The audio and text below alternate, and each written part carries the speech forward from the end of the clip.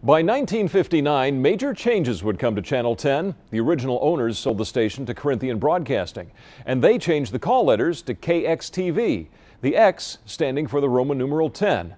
And as the 60s approached, so did a new era for Channel 10.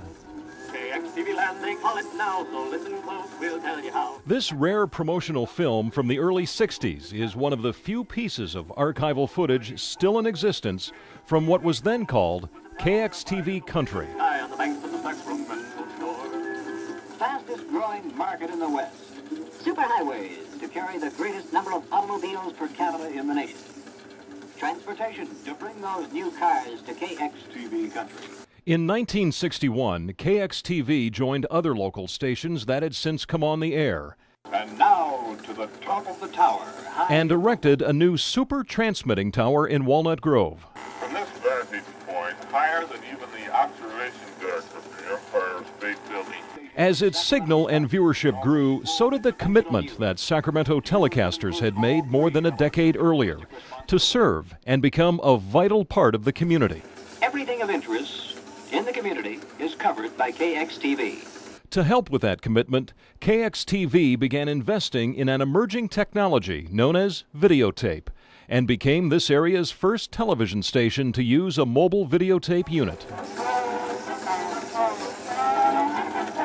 Among the first of many events where the station provided same-day coverage was Sacramento's Camellia Festival and Parade. KXTV's video cruiser is also used to cover other events of high local interest. The late 50s and early 60s also brought an expansion of programming devoted exclusively to children.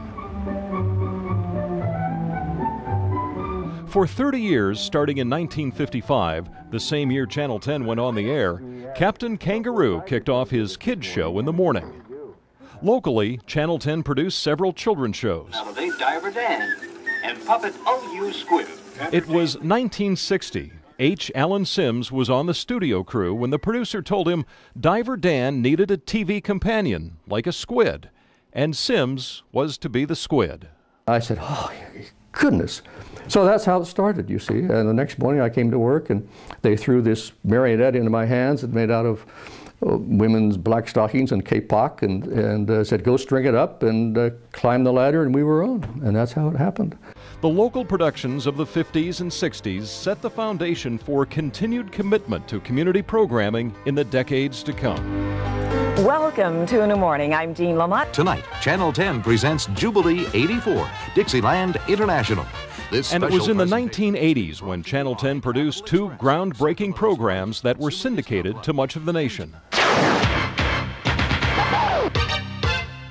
Scratch, a trendy show hosted by and aimed at high school students, launched the careers of a future generation of TV broadcasters. Responding to viewers' growing interest in medical breakthroughs, KXTV also pioneered medical coverage with a weekly half-hour show called Pulse. Its popularity spread, and today Pulse is still seen worldwide. Channel 10 was recognized for its commitment to the community with a variety of high-interest programming. And with the lineup of prime time, Channel 10 became the #1 station for entertainment in Northern California. This is CBS.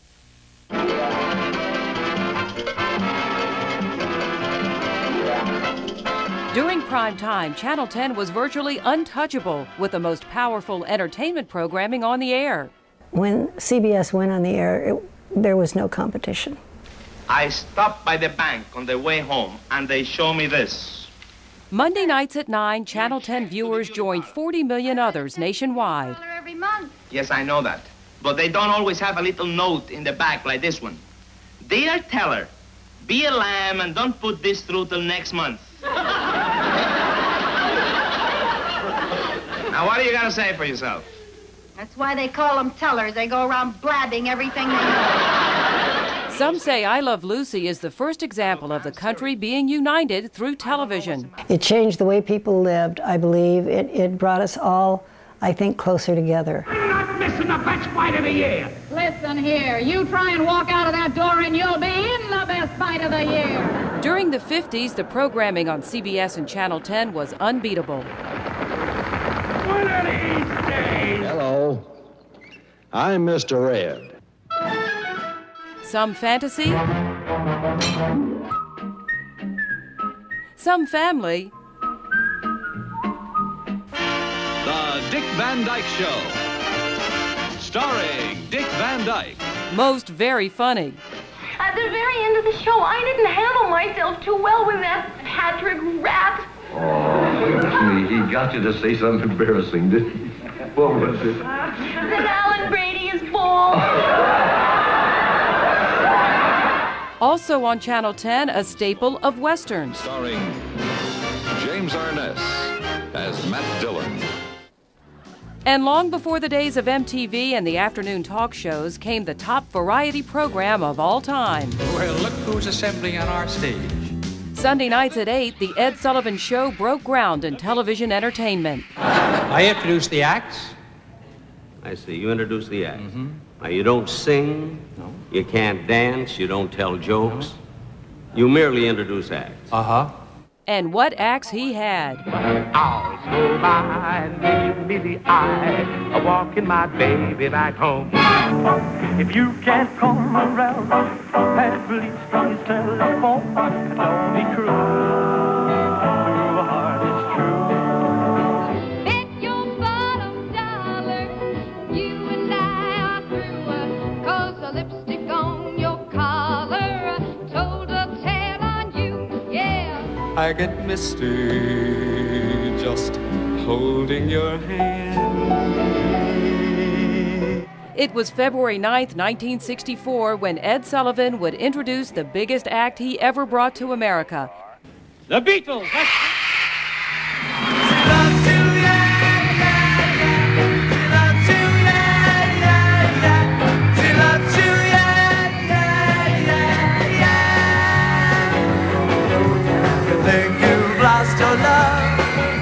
An estimated 70 million people watched that night. A big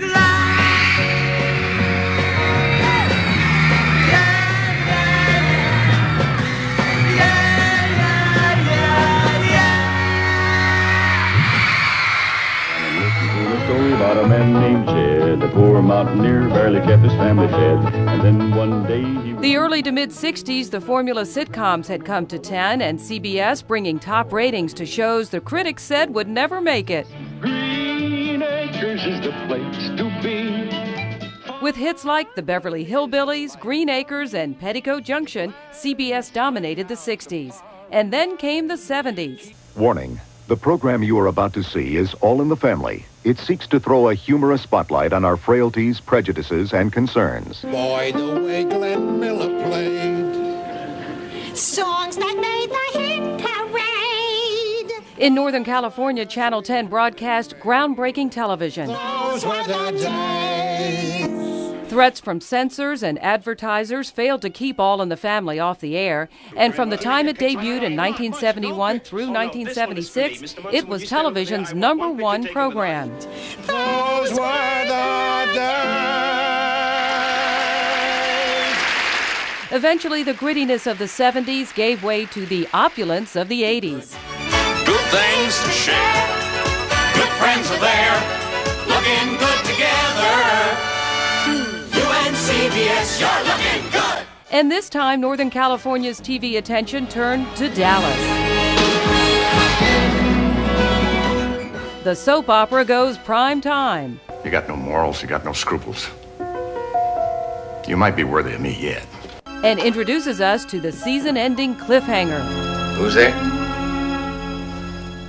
On the night of March 21st, 1980, it was tough to find a TV set not tuned to Channel 10.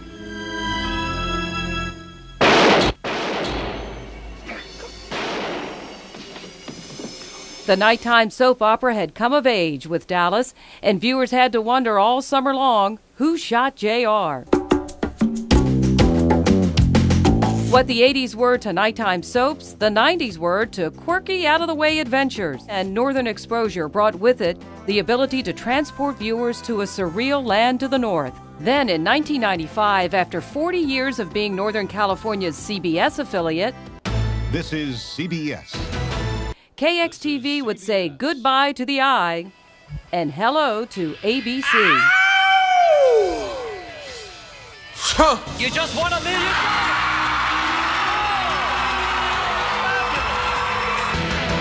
Are you ready for some football? A Monday night party. It's a Super Bowl season. To Mary Alice, wherever you are, we hope you've found peace. A lot has changed since Lucy and Ricky. And certainly a lot has changed when it comes to covering television news. Well, yeah, when Channel 10 first went on the air, there were no satellites, no teleprompters, and no videotape. But the news was covered. And coming up, as 50 years of News 10 continues, you'll see events that changed the world, and you'll see them as they happened on News 10.